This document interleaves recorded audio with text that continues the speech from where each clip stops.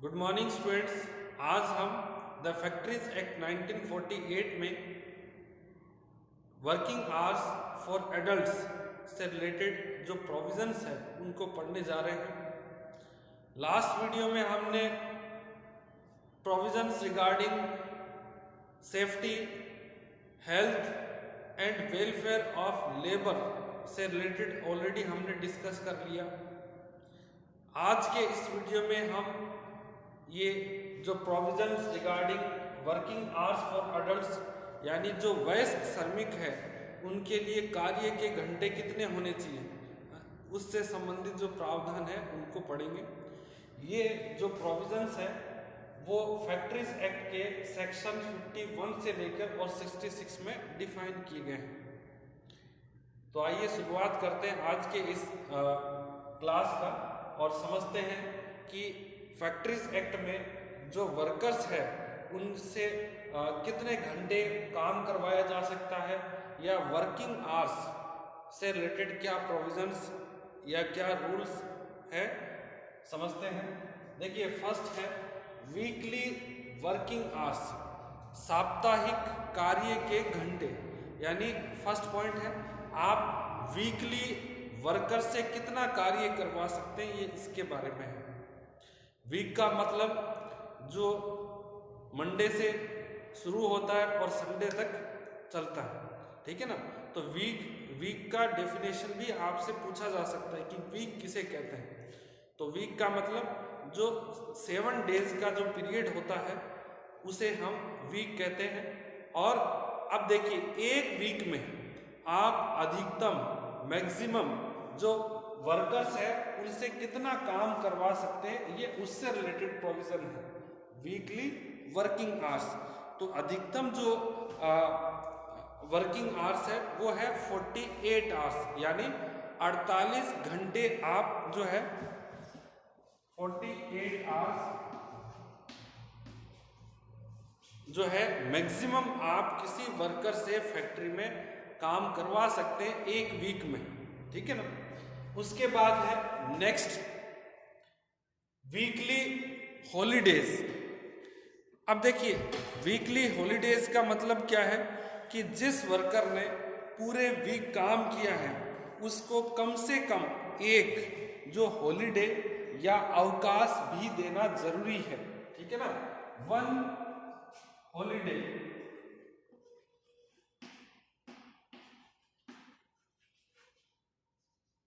इसीलिए देखिए, जो जनरली है संडे का जो छुट्टी होता है और वर्कर्स के लिए, या फिर किसी भी डे को हो सकता है जिस डे को जो है फैक्ट्री एप्रोप्रिएट समझे, बट एक वीक के अंदर उन्हें एक छुट्टी है वो जरूर मिलना चाहिए। नेक्स्ट है कंपनसेटरी हॉलीडेज।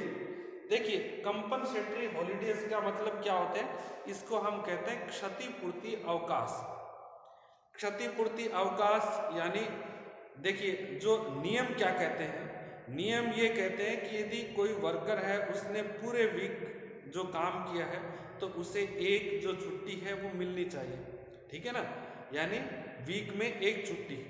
तो यदि किसी कारणवश वर्कर ने, लेबर ने एक हॉलीडे या जो उनको वीकली हॉलीडे मिलता है जिसके लिए वह जो एंटाइटल्ड है, अधिकृत है, ठीक है ना, यदि वह हॉलीडे उनको नहीं मिला है, किसी कारण से उन्होंने वह हॉलीडे नहीं लिया है, तो ऐसे में उन्हें जो उसके बदले, ठीक है ना, अब जैसे किसी को एक हॉलीडे मिला, एक छुट्टी मिली, ठीक है, और उस दिन भी वह फैक्ट्री में काम करता रहा, तो ऐसे में फिर उसे क्या है, कंपनसेटरी हॉलीडे देना पड़ेगा।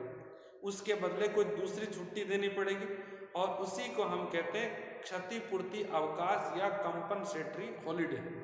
कब मिलेगा ये कंपनसेटरी हॉलीडे?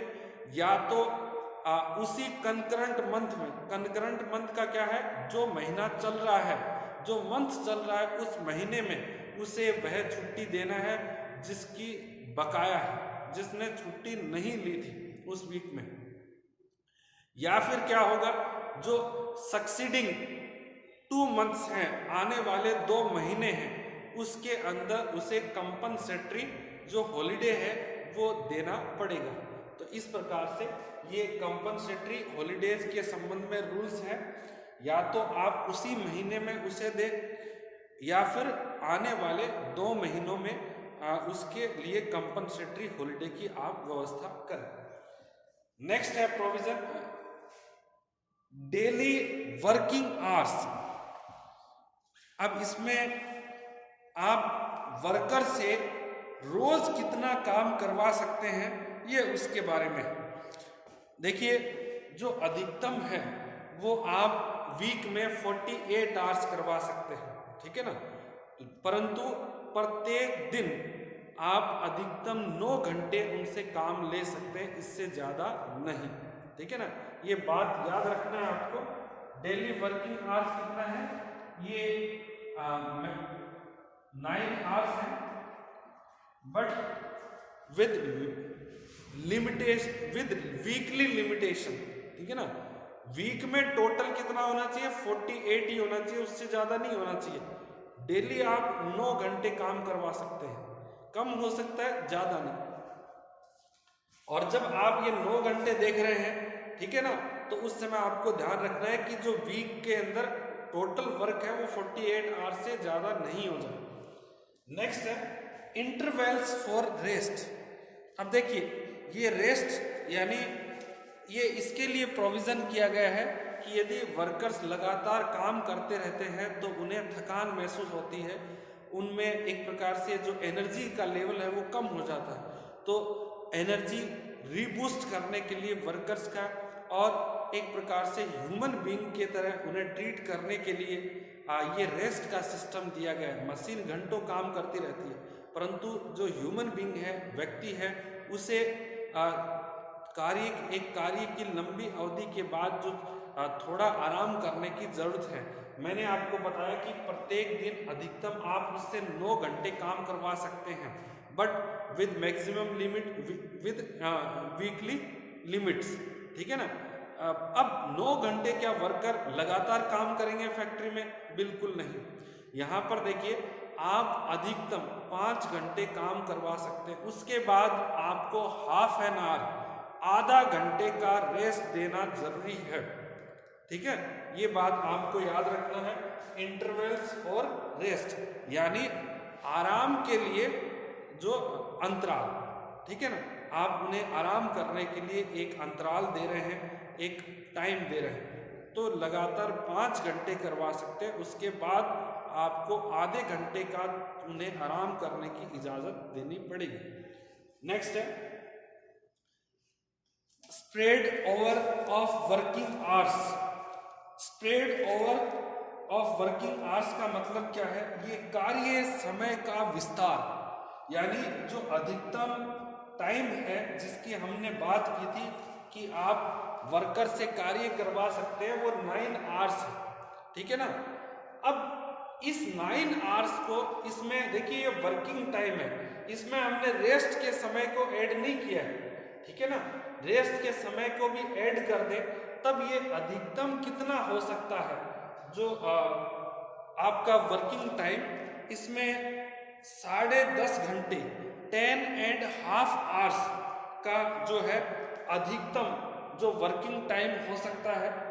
और इसमें एक और प्रोविजंस है, जो 10.5 आवर्स की हम बात कर रहे हैं, इसमें हमने रेस्ट आवर्स को भी, जो आराम के घंटे हैं, उनको भी शामिल कर दिया, ठीक है ना।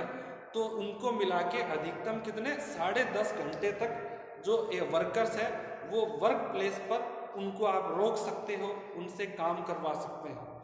और ये उनका जो spread over of working time, एक तरीके से विस्तार कितना हो सकता है, कितने टाइम तक वर्कर वर्क प्लेस पर रुक सकते हैं।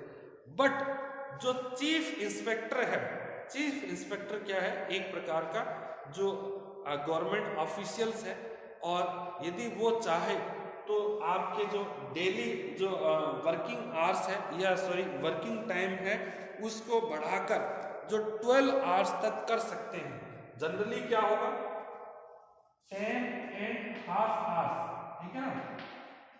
बट यदि चीफ इंस्पेक्टर चाहे तो उसको 12 आवर्स तक भी कर सकता है, ये ध्यान रखना।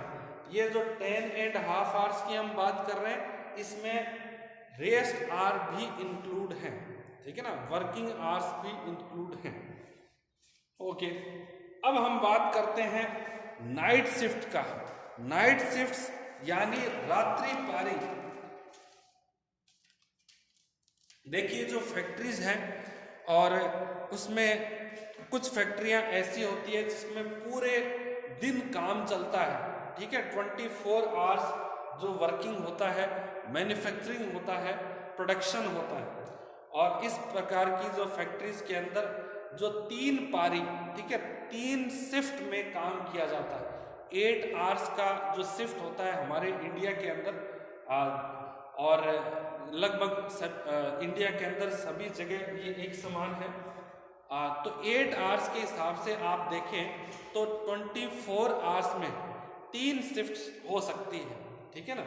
तो नाइट शिफ्ट के बारे में, यानी जहां पर देखिए 24 आवर्स वर्किंग होती है, मैन्युफैक्चरिंग होती है, तो वहां पर जो वर्कर है वो नाइट शिफ्ट में भी क्या काम कर सकते हैं, और नाइट शिफ्ट है उससे रिलेटेड क्या प्रोविजन है, तो इसके बारे में इस पॉइंट्स में हम पढ़ेंगे। अब देखिए जो नाइट शिफ्ट से रिलेटेड प्रोविजंस क्या है कि जैसे मैं आपको एक एग्जांपल ले रहा हूँ। एक वर्कर है और वह रात के 12 बजे तक फैक्ट्री में काम कर रहा है, ठीक है ना। अब यहाँ पर क्या है, उसने पहले फर्स्ट शिफ्ट किया, फिर सेकंड शिफ्ट किया। अब हुआ क्या कि अब उसे वीकली हॉलीडे देना है, ठीक है ना। तो आप रात को 12 बजे तक काम करवा के ये नहीं कह सकते कि अब आपका कल का जो हॉलीडे है और कल आप रहें और फिर क्या है नेक्स्ट डे आप आ सकते हैं, ठीक है ना, वर्किंग पर। यहाँ ध्यान रखना है कि जब भी उसका नाइट शिफ्ट खत्म होगा, नाइट शिफ्ट के खत्म होने के बाद, एंड होने के बाद 24 आवर्स के पीरियड के लिए उसे वीकली हॉलीडे देना है। यदि वीकली हॉलीडे उसको दिया जाना है तो और उस डे वो नाइट शिफ्ट में भी कार्य कर रहा है, तो वीकली हॉलीडे वो नाइट शिफ्ट के एंड होने के 24 घंटे तक चलता रहेगा, ठीक है ना। एक प्रकार से ऐसा नहीं होना चाहिए कि आपने उसको रात को जो है अगले दिन सुबह 4 बजे तक आपने उसको फैक्ट्री में काम कराते रहे और फिर आपने कहा कि भाई अब कल का तुम्हारा हॉलीडे है, ठीक है ना, और परसों आ जाना। ऐसा नहीं है। यहाँ पर उसे जैसे 4 बजे उसे सुबह फ्री किया गया और अब उसे एक वीकली हॉलीडे दिया जाना है, तो फिर क्या करेंगे हम, जो 4 बजे हैं सुबह के उसमें हम 24 घंटे ऐड कर देंगे। 24 घंटे का उसका पीरियड होना चाहिए हॉलीडे का। कहने का तात्पर्य केवल इतना है, ठीक है ना। अब नेक्स्ट है प्रोहिबिशन फॉर ओवरलैपिंग शिफ्ट्स। देखिए कोई वर्कर है वो फैक्ट्री के अंदर अधिकतम 2 शिफ्ट में काम कर सकता है। यदि 8-8 घंटे की 3 शिफ्ट होती है तो मैक्सिमम 2 शिफ्ट, ठीक है ना। 2 शिफ्ट से अधिक किसी भी वर्कर को फैक्ट्री में ना तो काम करने दिया जाएगा और ना ही काम करने की इजाज़त दी जाएगी। यदि ऐसा करते हुए जो है पकड़े जाते हैं या इस तरीके के कार्य जो 2 शिफ्ट से अधिक वर्कर से कार्य करवाया जाता है, तो फिर जो भी गवर्नमेंट ऑफिशियल्स हैं जो इस काम के लिए अधिकृत हैं, इंस्पेक्टर्स हैं, वो उस फैक्ट्री पर जो लीगल एक्शन ले सकते हैं। क्योंकि ये एक प्रकार से लेबर हैं, वर्कर्स हैं, उनको एक्सप्लॉयटेशन से बचाने के लिए प्रोविजंस किया गया है। कुछ लोग हो सकता है कि ज़्यादा पैसे के ज़रूरत के चक्कर में ज़्यादा से ज़्यादा शिफ्ट में काम करना चाहे, बट इसका नेगेटिव इम्पैक्ट भी ये होता है कि यदि वो लगातार काम करते रहेंगे, 2 शिफ्ट का मतलब क्या होगा, यहाँ पर 16 घंटे 16 आवर्स, 8 घंटे का एक शिफ्ट होता है, फिर उसके बाद 8 घंटे, यानी जो व्यक्ति 16 घंटे काम कर लिया उसके बाद उसका काम करने का जो पोटेंशियल नहीं होता, इसके बावजूद यदि वो करता है तो फिर हो सकता है कि उसका वो सही तरीके से काम नहीं कर सके और एक्सीडेंट भी हो सकता है। तो इस प्रकार की जो नेगेटिव पॉसिबिलिटीज है उनसे बचाने के लिए ये प्रोविजन किया गया कि अधिकतम कोई भी वर्कर है वो 2 शिफ्ट में ही काम कर सकता है, तीसरे शिफ्ट में उसे काम करने की अनुमति नहीं होगी। नेक्स्ट प्रोविजन है वर्किंग आवर्स से रिलेटेड, वो है 9th number provision, extra wages for over time. यदि कोई वर्कर फैक्ट्री के अंदर ओवर टाइम काम कर रहा है, ठीक है ना, ओवर टाइम का मतलब एक शिफ्ट के अलावा काम कर रहा है, तो ऐसे में उस वर्कर्स को ट्वाइस रेट से जो है वेजेस देना पड़ेगा। ट्वाइस रेट का मतलब यदि पर डे के हिसाब से वह फर्स्ट शिफ्ट में 500 रुपये में काम कर रहा है 500 में, तो फिर यदि नेक्स्ट शिफ्ट में काम कर रहा है जिसे हम ओवर टाइम के नाम से जानते हैं, तो उस शिफ्ट के अंदर उसे 1000 रुपये पर डे के हिसाब से कंपनसेट करना पड़ेगा। तो ओवर टाइम वर्क के लिए ट्वाइस जो वेज रेट होगी, डबल वेज रेट होगी। नेक्स्ट है रिस्ट्रिक्शन ऑन डबल एम्प्लॉयमेंट। देखिए, यदि कोई वर्कर किसी दिन एक फैक्ट्री में काम कर रहा है तो सेम डे वह किसी दूसरी फैक्ट्री में काम नहीं कर सकता है, ठीक है ना, ये बात आपको याद रखना है। एक दिन में केवल एक ही फैक्ट्री में काम करने की अनुमति है, दूसरी फैक्ट्री में काम करने की अनुमति नहीं है। नेक्स्ट है notice of period of work for adults. देखिए, जो वर्कर्स हैं, अडल्ट वर्कर है, उनका वर्किंग टाइम क्या है, वर्किंग शेड्यूल क्या है, ये जो ऑक्यूपायर है, फैक्ट्री ऑक्यूपायर या जिसको हम कारखाना अधिष्ठाता के नाम से जो मैनेज करते हैं फैक्ट्री को, उनके द्वारा जो इस बात का नोटिस फैक्ट्री के नोटिस बोर्ड पर, जो वॉल है, दीवार है, वहाँ पर चिपकाया जाएगा, पेस्ट किया जाएगा कि वर्किंग आवर्स क्या है, कितने घंटे वर्कर काम करेंगे, कब वो रेस्ट करेंगे, कब उनकी जो एंट्री होगी फैक्ट्री में, कब उनका जो एग्जिट होगा, पूरा वर्किंग शेड्यूल है वो नोटिस बोर्ड पर मेंशन किया जाना चाहिए। उसके बाद नेक्स्ट है रजिस्टर फॉर अडल्ट वर्कर्स। देखिए, जो अडल्ट वर्कर काम कर रहे हैं फैक्ट्री के अंदर, उनका एक रजिस्टर है वो मेंटेन करना है। रजिस्टर मेंटेन करने का जो मतलब इतना है कि जब भी कोई वर्कर फैक्ट्री में काम करे तो उसका जो नाम है उस रजिस्टर में होना चाहिए। नाम के साथ जो उसका किस प्रकार का काम कर रहा है, नेचर ऑफ वर्क, या इसमें नाम हो गया, नेचर ऑफ वर्क हो गया, और इसके अलावा किस ग्रुप में वो काम कर रहा है, क्योंकि फैक्ट्री के अंदर जो काम किया जाता है वो ग्रुप में किया जाता है, तो किस ग्रुप के साथ किस बैच में वो काम कर रहा है, ठीक है। और ये सभी डिटेल जो देना है। इसके अलावा बिना एंट्री के, बिना रजिस्टर में एंट्री किए किसी भी वर्कर को फैक्ट्री में ना तो काम करने दिया जाएगा और ना ही काम करने की अनुमति दी जाएगी, ठीक है ना। तो एक प्रकार से यदि किसी वर्कर को काम करना है तो उसका एंट्री होना जरूरी है वर्कर्स रजिस्टर में। नाम हो गया, उसका नेचर हो गया काम का, और उसके साथ वो किस ग्रुप में काम कर रहा है, क्योंकि ग्रुप होता है और वो ग्रुप में काम करते हैं तो उस ग्रुप का भी नाम लिखना जरूरी है, ठीक।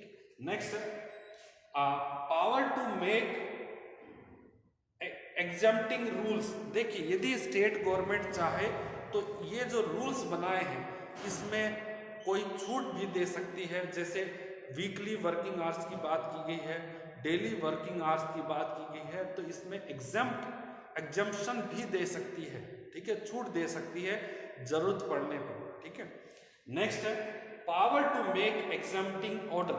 और यदि किस फैक्ट्री के गवर्नमेंट को ये लगता है कि किसी फैक्ट्री के अंदर जो उन्होंने रूल बनाए हैं वो उस फैक्ट्री के लिए एप्रोप्रिएट नहीं है, तो ऐसे में स्पेशली गवर्नमेंट उस पर्टिकुलर फैक्ट्री को ये जो रूल्स है इनके संबंध में एग्जम्पशन या छूट दे सकती है कि भाई किसी पर्टिकुलर फैक्ट्री पर ये रूल लागू नहीं होंगे ऐसा, या कोई ये जो सभी रूल है उसमें से कोई एक रूल लागू नहीं होगा, उसके संबंध में उन्हें जो रिलीफ दी जा सकती है, रियायत दी जा सकती है, एग्जम्पशन दी जा सकती है।